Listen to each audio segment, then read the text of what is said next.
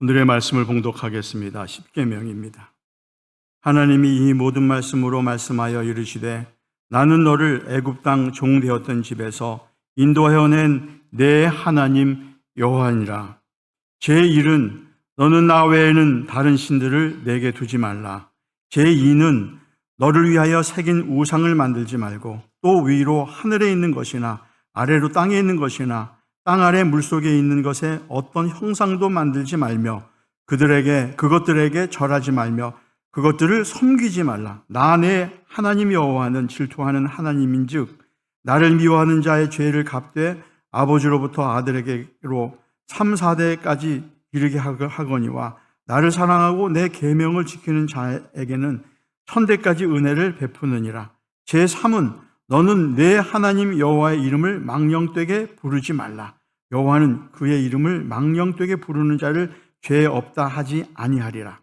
제4는 안식일을 기억하여 거룩하게 지키라. 여섯 동안은 힘써 내 모든 일을 행할 것이나 일곱째 날은 내 하나님 여호와의 안식일인즉 너나 내 아들이나 내 딸이나 내 남종이나 내 여종이나 내 가축이나 내 문 안에 머무르는 객이라도 아무 일도 하지 말라.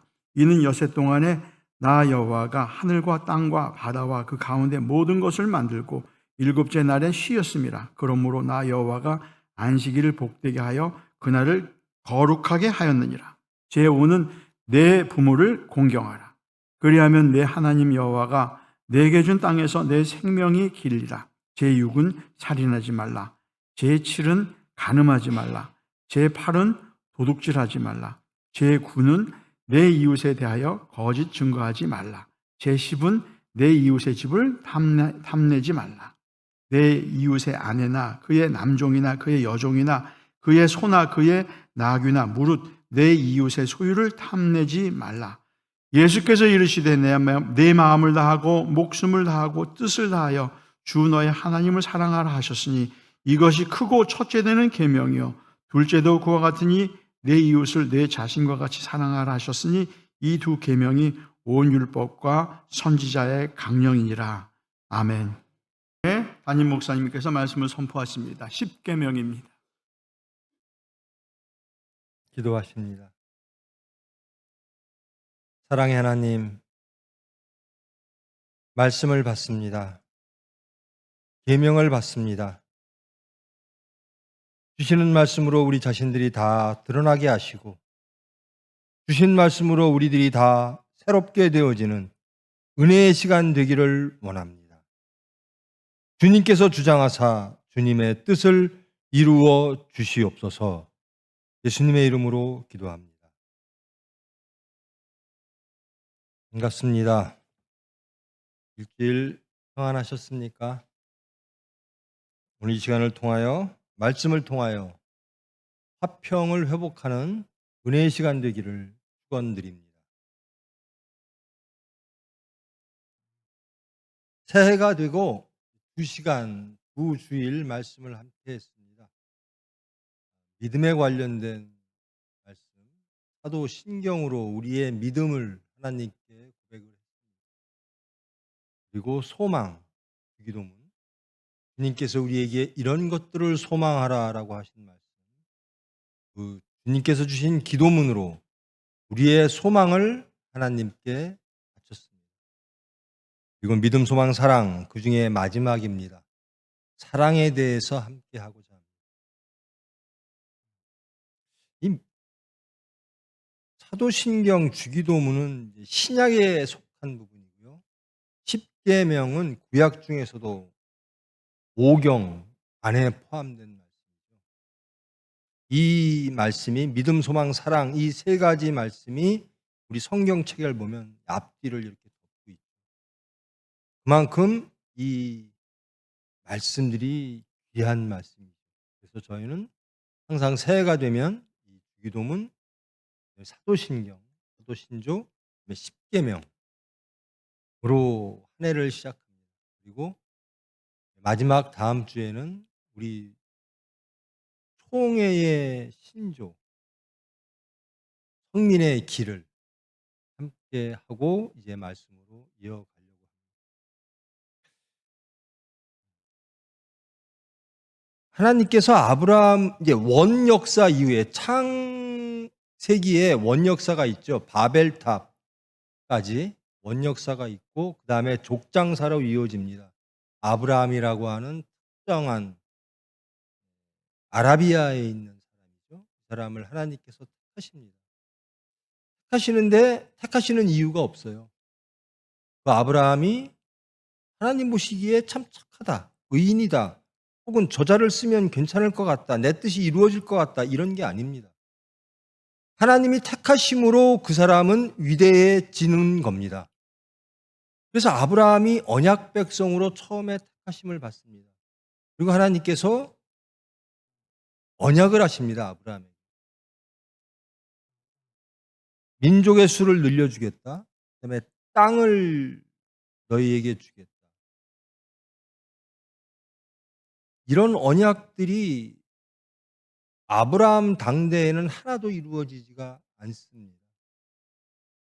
겨우 땅 한 평, 자기 아내와 자기가 묻혀질 그 땅 한 평만 아브라함에게 주어집니다. 그리고 그들은 이집트로 넘어가게 됩니다. 거기까지가 이제 족장사입니다. 요셉 이야기까지. 그리고 요셉이 넘어간 이후로 이제 4대가 흐릅니다. 그들은 완전히 하나님을 잊고 사는 사람들이죠. 그들의 신이 누군지도 모릅니다. 자기들이 누군지도 모릅니다. 단지 그들이 인식하고 있는 것은 나는 이집트의 노예라는 겁니다. 그러한 삶을 살 수밖에 없는 형편이라는 겁니다. 그러면서 점점 숫자가 늘어났습니다. 아브라함의 자손들이 늘어나기 시작합니다. 아무도 그들이 그 노예의 상황에서 해방되리라는 것을 기대한 적도 없고 꿈꿔본 적도 없습니다. 그런데 하나님께서 모세를 택하시죠.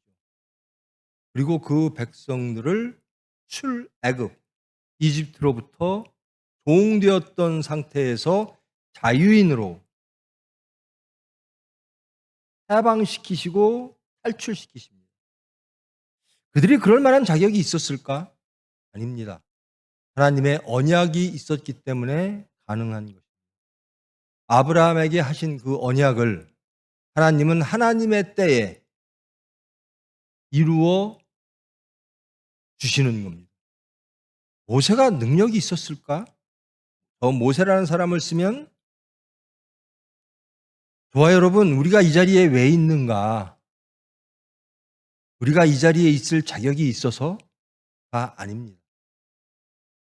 노예 생활했던 사람들이 무슨 자격으로 출애굽되어 신분이 바뀌어 자유인이 되고 그것도 하나님의 백성이 될까?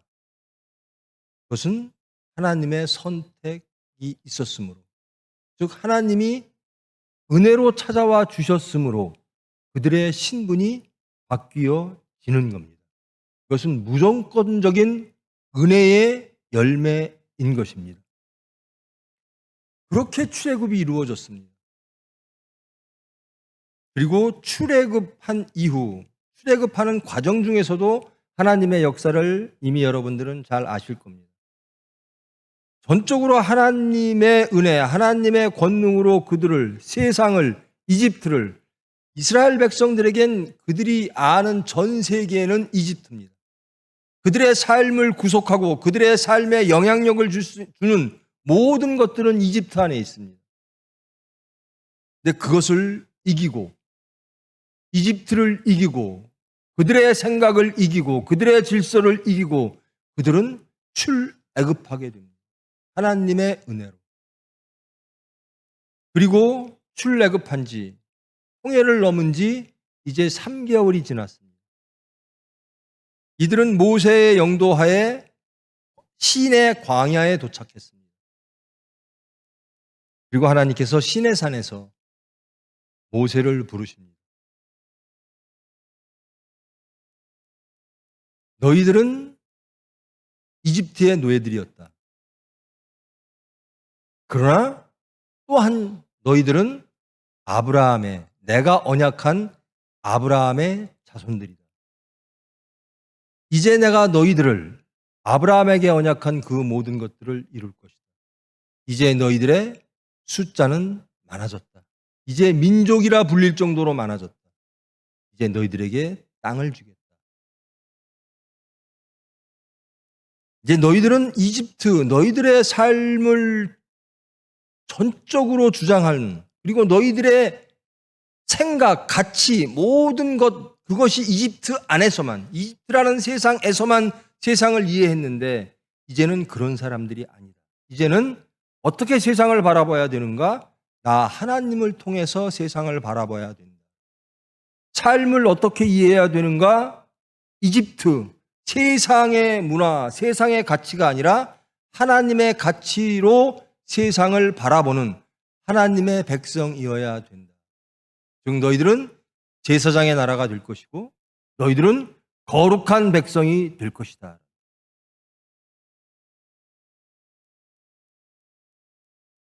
3개월 전에는요, 이들은 노예였습니다.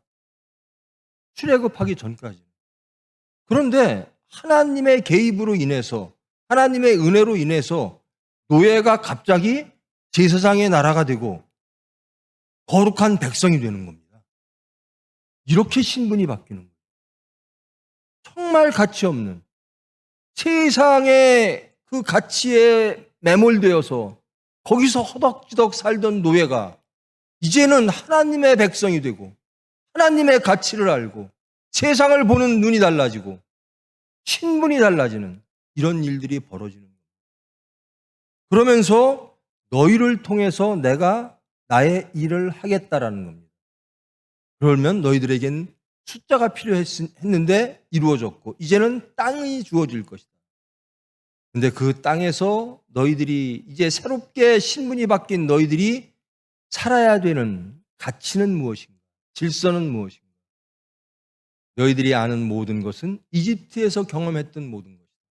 그것이 너희들의 가치였고 너희들의 꿈이었고 너희들의 질서였다. 이제는 아니다. 하나님 나라는, 거룩한 백성은, 제사장의 나라는 이것이 질서이어야 한다라는 겁니다. 그것이 십계명입니다. 하나님께서 모세를 부르십니다. 아무도 올라오지 못하게. 하나님, 이미 하나님께서 말씀하셔서 백성들은 저 산 밑에서 아무도 안 올라옵니다. 근데 하나님은 또 촉구하십니다. 아니다, 내려가라. 저들이 나를 침범하면 죽는다. 그러면서 내려가서 제사장 이하 아무도 올라오지 못하게 해라. 아론하고 너만 올라와라. 그리고 주시는 질서, 해방된 민족, 하나님의 백성, 하나님의 도구로 살 이스라엘 백성들의 새로운 질서와 가치는 이것이다라는. 이 십계명은 형법이 아닙니다. 나중에 레위기에 나오고 신명기에 나오면 형법이 주어집니다. 무엇하면 형이 어떻게 되고 무엇하면 사형이 되고 무엇하면 어떻게 처벌받고. 근데 이것은 계명입니다. 도덕법입니다. 이것은 평생 너희들의 새로운 내 백성이 된 사람들이 평생 가져가야 될 너희 공동체, 하나님 공동체의 룰이다라는. 이렇게 말씀하십니다. 도입부에 하나님이 이 모든 말씀으로 말씀하여 이르시되 나는 너를 애굽 땅 종되었던 집에서 인도하여 낸 하나님 여호와니. 이 말씀은 너희는 애굽 땅에서 살던 사람이었다라는. 애굽 땅에서 이루어진 모든 것들이 너희들을 주장했다라는 겁니다. 그리고 너희들의 신분은 종이었다. 그런데 이제 너희들의 신분은, 그리고 너희들이 살 곳은 완전히 달라진다. 그 모든 것을 나 여호와가 해냈다. 이제는 너희들은 이 질서로 살아가야 된다라는 겁니다. 제가 모두의 말씀을 드렸죠. 믿음, 소망은 했고 이제 사랑이다. 십계명은 무엇인가? 하나님 나라, 하나님께서 종되었던 이스라엘 백성들을 구원해서 새롭게 나라를 형성하시고 그 나라를 통해서 전 우주를 운영하시는데 가장 큰 가치는 무엇인가? 메시지는 무엇인가? 십계명입니다. 그것이 곧 사랑이라는 것입니다. 제1은 너는 나 외에는 다른 신들을 내게 두지 말라. 유일신입니다. 자, 이스라엘 백성들의 지금 상태는 어떤 거죠? 모세를 포함해서 이집트 세상의 왕 바로 파라오가 절대적인 사람이었습니다. 그들의 출애굽, 내가 이제 애굽을 땅을 떠나서 하나님께서 약속하신 땅으로 이제 너희들의 노예를 안 하고 우리 자유인으로 살겠습니다. 그리고 하나님께서 우리에게 땅을 주신다고 합니다. 이 모든 것들을 누구의 허락을 받아야 되는 거죠? 그냥 나갈 수가 없어요. 사회, 경제, 군사 모든 것들이 이스라엘 백성들을 억압하고 있는 거죠. 그래서 그들의 신은 파라오였습니다. 그들의 신은 물질이었습니다. 그들의 신은 그들의 삶을 억제하는 모든 것들이었습니다. 그래서 하나님께서는 이렇게 말씀하십니다. 나는 여호와다, 야훼다. 너를 구원하여 낸 여호와다.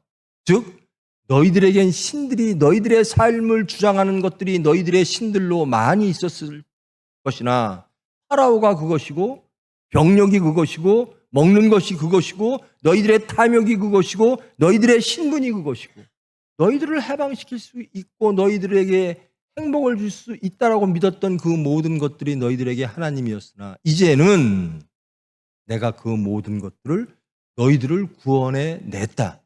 즉 하나님은 한 분이시다. 나 외에는 다른 신들을 내게 두지 말라. 이 말씀은 경고의 말씀입니다. 나는 하나님 한 분이다. 여호와는 하나님은 신은 하나다. 이렇게 말씀하시면 더 쉬울 것 같은데 이렇게 말씀하십니다. 너희들 살면서 다른 신들을 두지 마라는 겁니다. 즉 너희들이 이집트에서 살듯이 다시 해방된 백성으로 살면서도 다른 신들을 둘 염려가 다분히 있다라는 겁니다. 근데 하나님 나라에서는 이제 구원받은 백성으로서는 그렇게 살면 안 된다라는 겁니다. 여러분 십계명을 읽으면요 우리가 자유로워집니까? 이게 사랑장인데요. 하나님을 사랑하고 이웃을 사랑하라. 그것이 예수님이 이 십계명을 간략하게 요약한 겁니다. 제4까지가 하나님 사랑, 5부터 10까지가 이웃 사랑. 이것이 기독교인들의 강령이니라. 예수님께서 이렇게 말씀하셨습니다. 사랑입니다. 그런데 이 말씀을 보면 십계명을 쭉 읽으면 우리가 그렇게 화평하지가 않아요. 이 십계명대로 살고 있지 않다라는 거죠. 즉 하나님이 인간들을 구원하셔서 처음으로 하나님 백성 되게 하신 이후로 하나님의 질서와 가치를 주셨는데 우리는 그 질서와 가치를 넘어서서 벗어나서 다시 이집트 사람으로 살고 있다라는 겁니다. 나 위에는 다른 신들을 내게 두지 말라. 여러분들에게 신은 하나님 한 분이십니까? 여러분들에게 신은 어떤 분이십니까? 창조와 구원의 하나님이십니까? 생사화복을 주장하시는 분 하나님이십니까? 여러분은 생사화복의 순간에 하나님께로 가십니까? 마틴 루터가 한 아주 유명한 이야기죠. 생사화복의 순간에 우리가 찾는 그것이 우리의 하나님이다.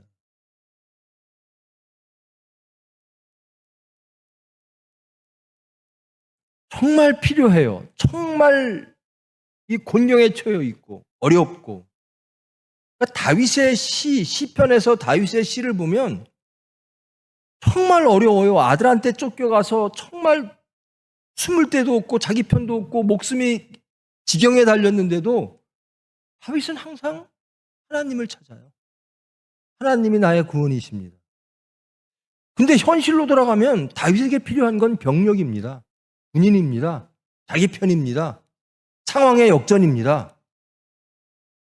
근데 하나님의 백성은 그런 지경에서 창조와 구원의 하나님을 고백하며 나의 하나님은 한 분이십니다. 하나님만이 나의 구원이십니다. 나는 너를 종되었던 집에서 인도하여 낸 하나님 여호와니라. 너희들 종되었던 순간들로 다시 상황들이 바뀌었을 때, 물질에 종되어지고 명예에 종되어지고 상황에 종되어지고, 그럴 때 너희들은 나 여호와를 찾아야 된다라는 거예요. 다른 신들을 섬겨서는 안 된다라는 거예요. 우리는 지적으로 동의합니다. 하나님은 한 분이시죠.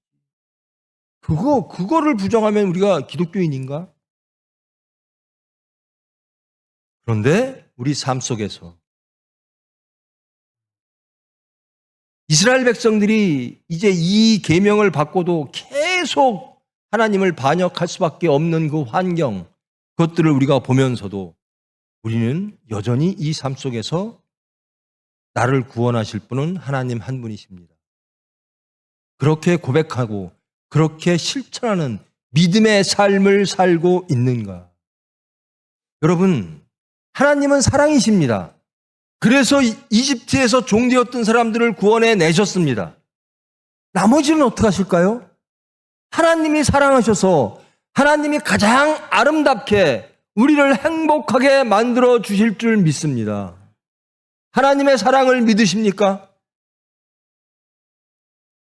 여러분, 우리는 항상 기도할 때도 그렇고요, 삶 속에서도 그렇고요, 무엇인가 우리의 육체의 필요가 충족되어지면 하나님은 사랑이십니다라고 고백할 때가 많아요.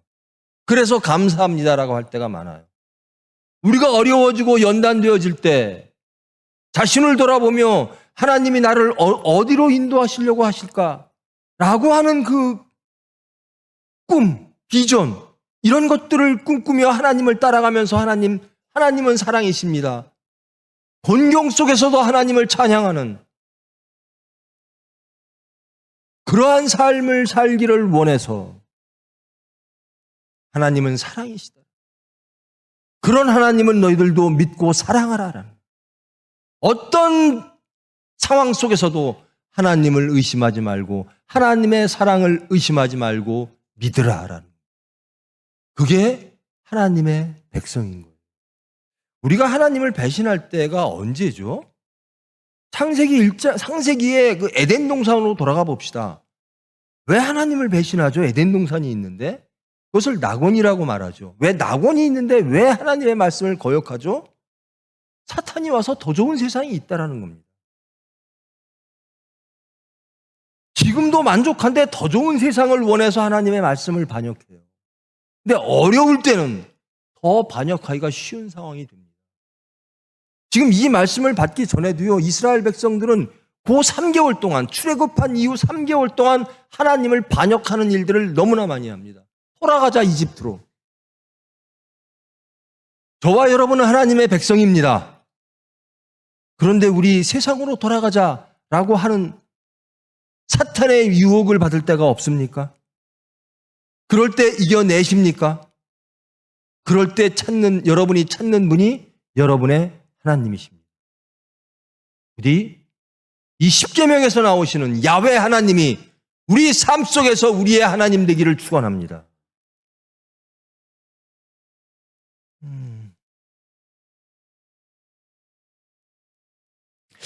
그 총회 병원을 하잖아요. 그러면 항상 어렵습니다. 세상을 사는 게 만만치 않죠. 하나님의 일을 하는 것도 만만치가 않아요.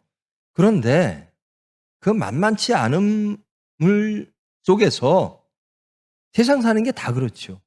가정생활 꾸리는 것도 그 속에서 어떤 것이 옳은가, 좌절하고 절망하고 염려하고 근심할 수 없는 상황들이 계속 이어집니다. 그럴 때 누구를 찾는가? 하나님을 믿고 주님 뜻대로 하시옵소서. 주님이 가장 아름답게 해주실 줄 믿습니다. 하나님이 저를 사랑하시잖아요. 저도 그런 하나님을 사랑합니다. 내 뜻대로 마옵시고 주님 뜻대로 하시옵소서. 이것이 여호와는 하나님 한 분이십니다를 고백하는 삶입니다. 우리 육체로 볼 땐 만만치 않아요. 그러나 거기에는 하나님의 뜻이 있을 줄 믿습니다. 두 번째, 너를 위하여 새긴 우상을 만들지 말고 또 위로 하늘에 있는 것이나 아래로 땅에 있는 것이나 물 아래 물속에 있는 어떤 형상도 만들지 말며 그것들에게 절하지 말며 그것들을 섬기지 말라. 너를 위하여 새긴 우상을 만들지 말라. 첫째는 하나님의 형상을 만들지 말라라는 것이었습니다. 그리고 나중에는 그것이 확대되어요. 모든 형상을 만들지 말라. 그것에 절한다라는 겁니다. 우상 섬기지 말라. 여러분, 우상은 어느 때 섬기게 되죠? 하나님의 형상을 만든 첫 번째 사건이 언제죠? 모세가요, 이 10계명을 받으러 산에 올라갔는데요. 40일 동안 내려오질 않는 거예요. 그러니까 이스라엘 백성들이 불안해지기 시작하는 겁니다. 모세 어떻게 된 거야? 우리 리더 어떻게 된 거야? 우리 신 정말 있는 거야? 그리고 아론에게 말합니다. 야, 우리의 신 어딨니? 우리의 신을 좀 만들어봐. 우리의 신을 좀 보여줘봐. 염려하고 근심하고 불안해지면서 그들의 육체가 안심할 수 있는 형상을 만들어 그것을 그들의 하나님이라고 부르기를 원하게 되는 겁니다. 첫 번째 만들어진 게 그 당시에 그 중근동에서 가장 신으로 추앙받던 형상, 숫소, 형상을 만듭니다. 그리고 이것이 우리 하나님이야. 그리고 안심합니다. 그리고 춤을 춥니다. 즉, 우리가 원하는 하나님을 만들기 시작한다라는 겁니다. 우상의 위험성은 무엇인가? 하나님이 원하시는 우리가 있어야 되는 겁니다. 그런데 우리는 우리가 원하는 하나님을 상황에 맞춰서 우리가 염려할 때마다 이런 신이 필요합니다. 이런 우상이 필요합니다. 하나님을 만들기 시작합니다. 하나님, 우리 자식 이번에 대학 꼭 가게 해주세요. 하나님, 이번 사업에 무엇이 걸렸는데 이거 꼭 하게 해주실 줄 믿습니다. 다 되셨습니까? 그런 기도하면 됩니까? 하나님이 해주시든가요? 여러분이 자식들을 위하여 기도하시죠? 그거 하나님이 다 들어주시든가요? 여러분의 사업을 위하여 기도하시죠? 그 사업, 여러분이 원하는 사업의 모양을 하나님께서 다 들어주시든가요?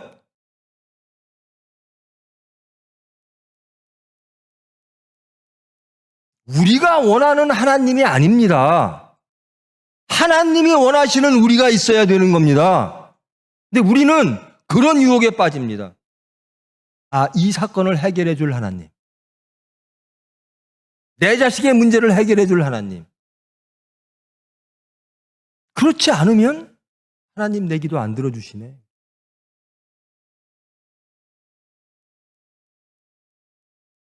그러니까 내가 필요할 때 내가 원하는 하나님이 그 자리에 있어야 돼요. 그때. 그게 우상입니다. 하나님은 스스로 존재하시는 분이십니다. 하나님은 하나님의 뜻대로 하나님의 때에 가장 아름답게 우리를 인도하실 줄 믿습니다. 그 하나님을 전적으로 믿고. 여러분, 이 10계명이 언제 이루어지죠? 위로는 하나님을 사랑하고 옆으로는 인간을 사랑하는, 이것이 언제 이루어집니까? 완벽하게. 이 이후로 사람들은 그렇게 반역합니다. 하나님도 사랑하지 않고 이웃도 사랑하지 않습니다. 처음으로 이스라엘 백성들을 구출해내서 하나님 나라의 질서는 이것이다라고 말씀을 했는데 백성들은 이렇게 살아야 된다라고 했는데 이것들이 전혀 이루어지질 않습니다. 그리고 몇천 년이 흐릅니다. 이것이 이루어지고 완성되어진 것이 예수님의 십자가상에서 이루어집니다. 저는 하나님의 말씀이라면, 그리고 죄인들을 위해서. 이 말씀을 하면서 구약에서 하나님이 계속 말씀하십니다. 너희들이 나그네였을 때를 기억하라. 너희들이 이집트의 노비 되었을 적을 기억하라. 항상 그렇게 말씀하십니다. 근데 우리는 그것을 다 잊고 살아요. 그러면서 이럴 때 이거 주세요. 저럴 때 저거 주세요. 그것이 우상입니다. 그 우상은 우리의 육체를 편하게 합니다. 그리고 하나님을 반역하게 합니다. 즉 육체로 인하여 하나님을 반역하게 하는 게 우상입니다. 하나님의 형상을 만들어요. 북이스라엘과 남유대가 나뉘었습니다. 그리고 북이스라엘의 초대 왕 여로보암이 한 일이 뭐죠? 첫 번째로 나라를 나눴는데, 북이스라엘로 나눠놨는데 백성들이 예루살렘에 가서, 성전에 가서 예배를 드리러 내려오는 거예요. 백성들이 자꾸 남쪽으로 내려가니까 때만 되면 아니다. 그리고 자기의 성전을 만듭니다. 그리고 금송아지를 만듭니다. 남쪽 하나, 북쪽 하나. 여기에 이게 하나님이다. 그래서 열왕기를 보건 열왕기에 보면 여로보암의 첫 번째 불순종, 죄악, 그것이 계속 이어집니다. 우상을 섬기는, 자기의 필요에 의해서 하나님의 형상을 만들어 놓는 거예요. 우리 집에는 뭐 일본처럼 이렇게 형상으로 만들어 놓지 않았어. 그게 우상 섬기는 것, 그것만이 아닙니다.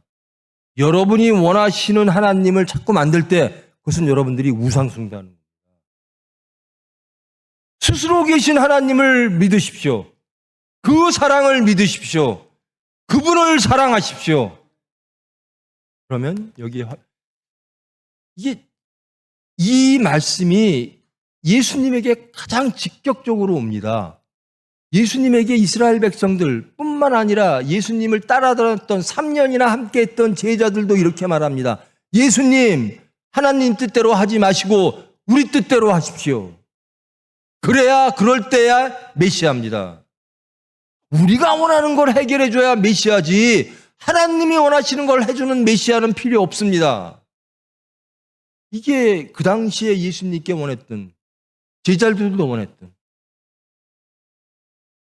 그러니까 예수님은 홀로 외로이 돌아가십니다. 세상의 모든 제자들마저도 반역하고 배신하고, 예수님은 홀로 하나님만 바라보며 나는 하나님의 뜻을 따르는 사람입니다. 하나님을 사랑합니다. 이것이 이루어지는 겁니다.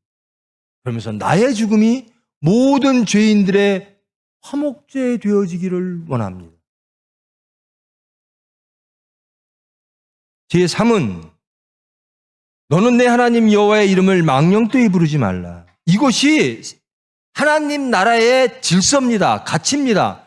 여호와의 이름을 망령되이 부르지 말라. 이것이 뭐 여러 가지로 오마이갓 하는 것도 미국 애들은 이제 갓을 욕하는데 오마이갓이 약간씩 변형시켜서 하나님의 이름으로 맹세하는 거 이것도 하지 마.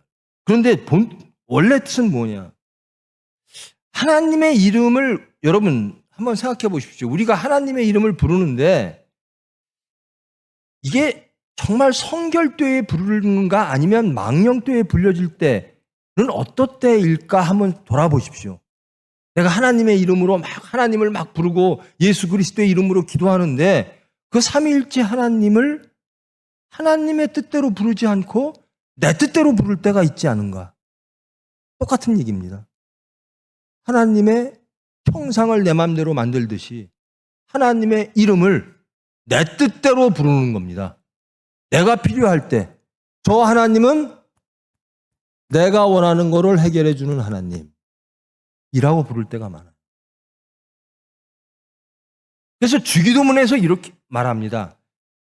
하나님께서 이 세상을 거룩하게 하시고 하나님께서 하늘에서 이루어진 것이 이곳에도 이루어지게 하시고, 그러니까 하나님의 뜻이 이루어져야 되는 겁니다.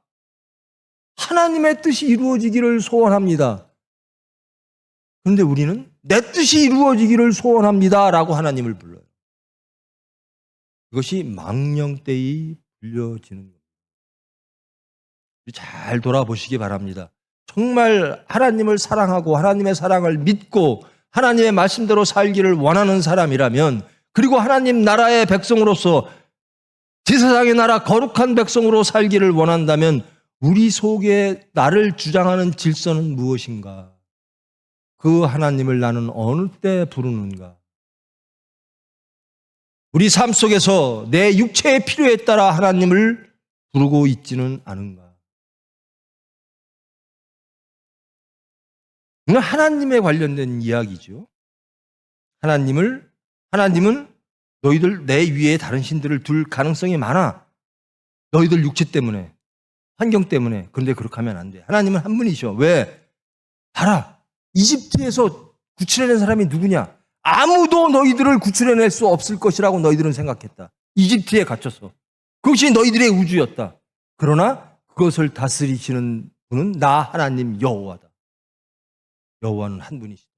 그러면서 말씀하십니다. 우상 섬기지 말라. 망령되이 일컫지 말라. 그다음에 안식일을 기억하라. 이 안식일은 창세기에는요. 여러 번 말씀드렸죠. 안식일을 쉬어라라고 하는 것은 하나님의 창조 질서였습니다. 하나님께서 시간을 복되게 하십니다. 마지막 날 안식일 날 시간에게 복을 주셔서 내가 창조의 모든 것들을 하나님의 모든 뜻을 다 이루었고 마지막에는 너희들에게 줄 것은 안식이다. 그러니까 하나님이 모든 일하시는 모든 과정은 무엇을 향해서 가고 있다라는 거죠? 안식을 향해서. 우리가 하나님 뜻대로 열심히 살고 하나님 말씀대로 열심히 살아서 하나님이 우리에게 주시려고 하는 건 무엇이라는 거죠? 화평, 평안, 안식이라는 겁니다. 그 안식이란 어떤 것이죠? 이러이러한 것들이 이루어지는 날이라는 겁니다. 그런데 창세기 때는 하나님의 창조에 비껴서 안식일 날 아무 일도 하지 마라. 그 다음에 신명기에 가면 어떻게 되죠? 너희들 노예로서 열심히 살았어. 이집트에서. 이제 하나님 백성이 되었으니 내 품에 안기어 쉬어. 이러는 겁니다. 여러분, 우리는 이 안식일은 토요일이죠.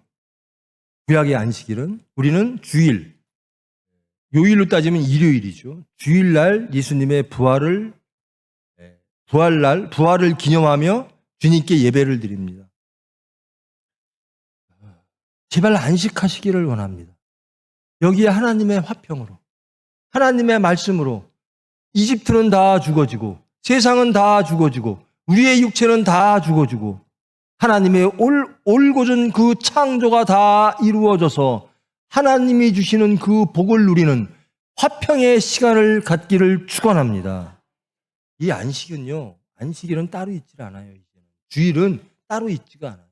예수님이 우리와 함께 하시는 그 매 순간이 우리에게는 안식이요, 안식일이요, 주일이요, 화평의 날인 줄 믿습니다.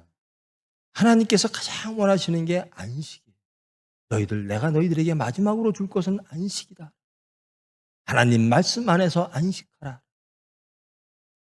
그 다음에 이제 5부터 10까지가 하나님 사랑, 이웃 사랑에서 이웃 사랑, 수평적인 관계입니다.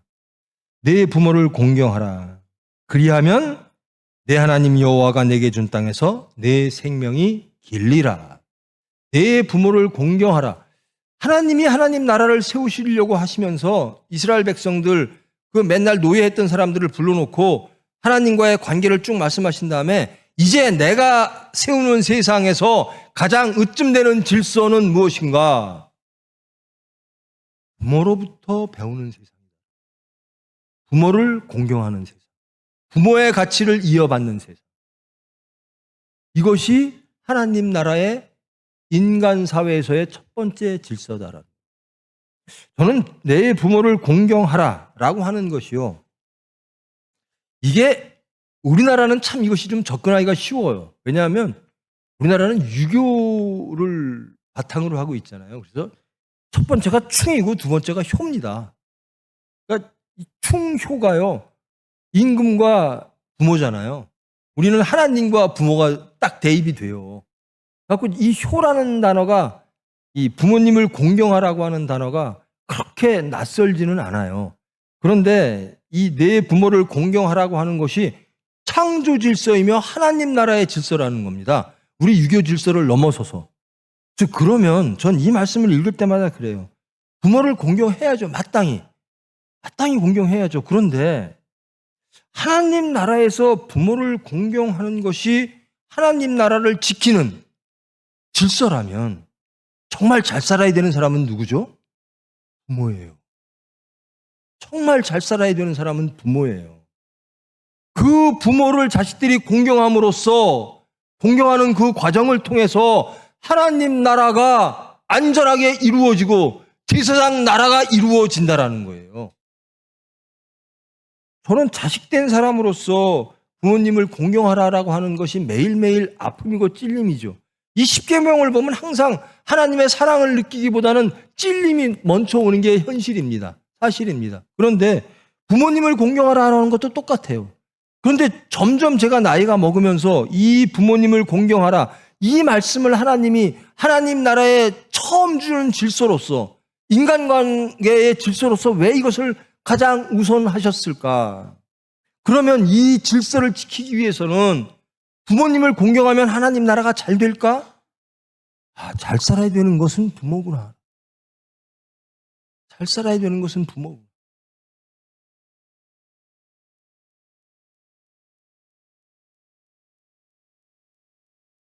자식이 나를 따름으로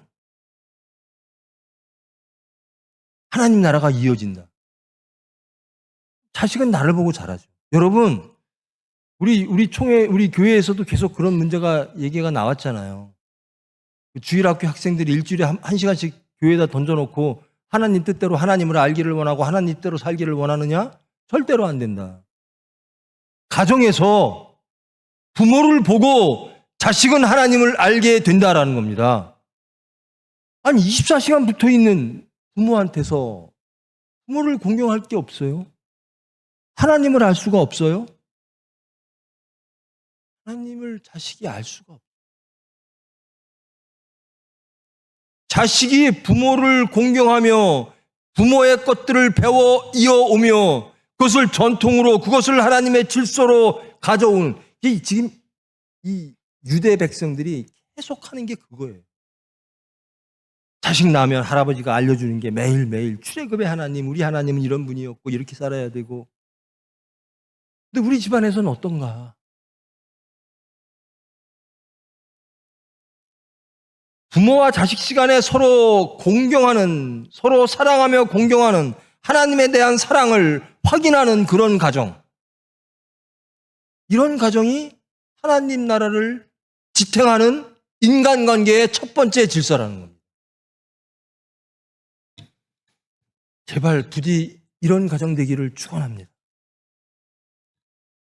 살인하지 말라, 간음하지 말라, 도적질하지 말라. 내 이웃에 대하여 거짓 증거하지 말라, 내 이웃의 집을 탐내지 말라. 하나님은요, 그러니까 뭐뭐 하지 말라라고 되어 있는데요, 살인하지 말라? 이게 뭘까? 나중에는 이것이 확대되죠. 미워하는 것만 해도 살인이다. 남의 것을 귀하게 여기라. 남을 타상을 귀하게 여기라는 겁니다.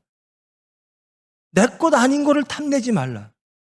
사랑하라라는 겁니다. 적극적으로 사랑하라. 그 사랑의 구체적인 질서를 만들어 놓은 것입니다. 남에게 해가 끼치는 행동들을 하지 말라.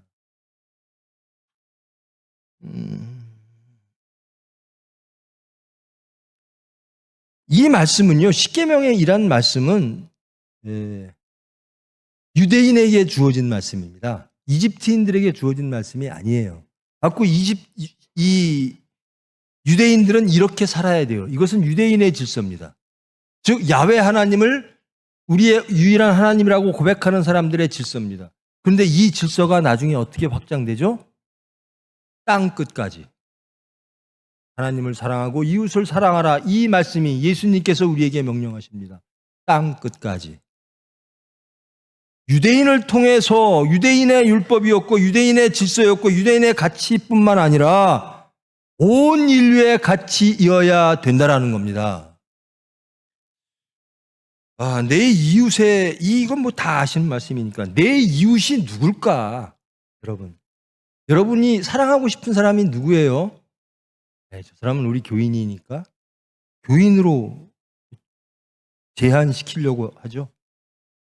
우리 친척이니까, 우리 총회 교인이니까,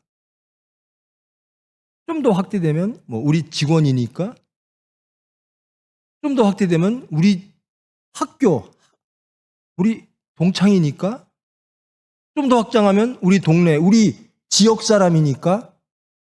아니, 한민족이니까? 대한민국 사람이니까? 근데 예수님이 뭐라고 그러시죠? 땅끝까지.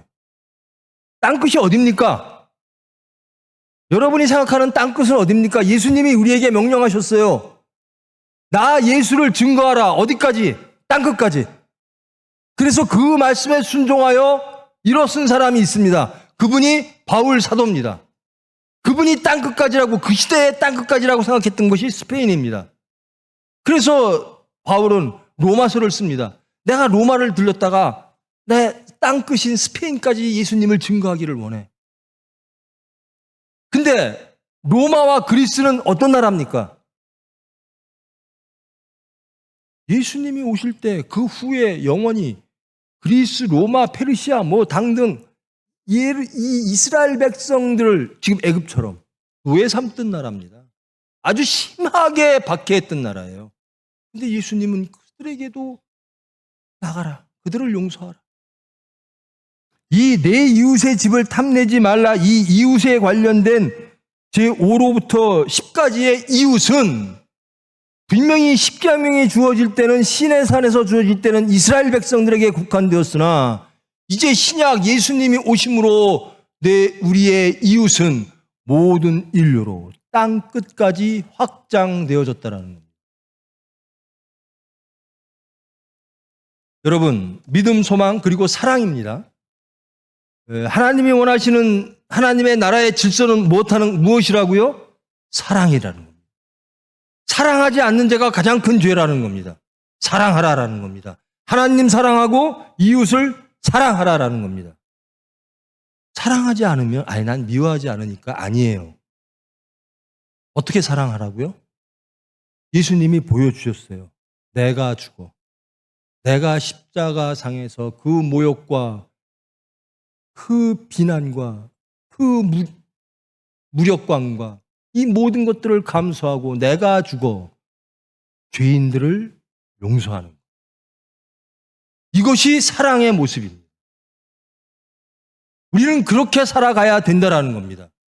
그래서 예수님께서 이 십계명을 하나님을 사랑하고 이웃을 사랑하는 것이 강령이니라라는 겁니다. 사랑하지 않는 자가 가장 큰 죄일 거예요. 여러분, 하나님의 사랑을 믿으십니까? 그럼 하나님이 우리에게 원하시는 삶의 모습은 무엇이죠? 죄인을 사랑하라라는 겁니다. 여러분, 이 십계명에서 여호와가 야훼가 너희들 노예였어. 그런데 자유인이 됐어. 근데 너희들 절대로 잊지 마. 노예했던 삶을, 너희들의 신분을. 예수님은 그렇게 말씀하십니다. 너희들 죄인이었어. 근데 내가 피 흘려 너희들을 위해서 죽었어. 너희들 죄인이었던 신분을 잊지 마라. 용서받은 죄인이라는 걸 잊지 마라. 사랑으로서 너희들이 구원받았음을 잊지 마라. 우리는 어떻게 해야 되죠? 용서해야 됩니다. 우리는 어떻게 해야 되죠? 사랑해야 됩니다. 어떻게? 적극적으로, 실천적으로. 대상에 제한을 두지 않고 모든 인류, 땅 끝까지 이 십계명 사랑을 증거하는 사람이 크리스찬인 것입니다. 이 말씀을 붙잡고 우리 한번 돌아보시기를 바랍니다. 나는 정말 십계명 안에 있는가? 믿음, 소망, 사랑하라. 나의 사랑은 어디까지? 예수님이 나에게 주신 그 사랑은 어디까지이며 내가 그 예수님의 사랑을 받은 죄인 된 내가, 구원받은 내가 세상에 끼치는 사랑은 어떤 모습인가? 그렇다면 어떤 모습으로 변화되어져야 할 것인가? 이 말씀 십계명을 통해서 사랑을 회복하는, 그리고 하나님의 사랑을 다시 한번 확인하는 사랑의 저와 여러분 되기를 축원합니다. 기도하십니다. 사랑의 하나님 감사합니다. 저희들 입으로 사랑하고 살았습니다. 그러나 그 사랑은 정말 협소했습니다.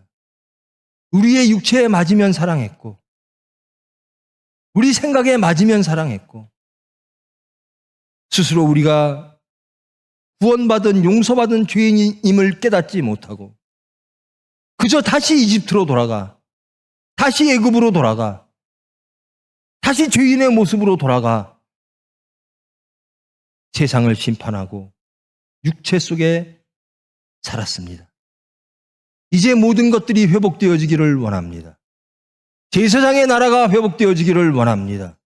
거룩한 백성이 회복되어지기를 원합니다. 우리의 모든 삶 속에서, 우리의 가정 속에서 하나님을 사랑하고 이웃을 사랑하는 그 모든 말씀이 지적 동의가 아니라 우리의 삶을 주장하는 실천적 권능이 되어 예수님을 이 세상에 증거하는 우리의 삶이 되어지기를 원합니다. 주님께서 우리의 모든 영육간의 사정을 아십니다. 주님, 자비와 공의로 찾아오사 저희들을 주님의 형상으로 변화시켜 주시옵소서. 예수님의 이름으로 기도합니다.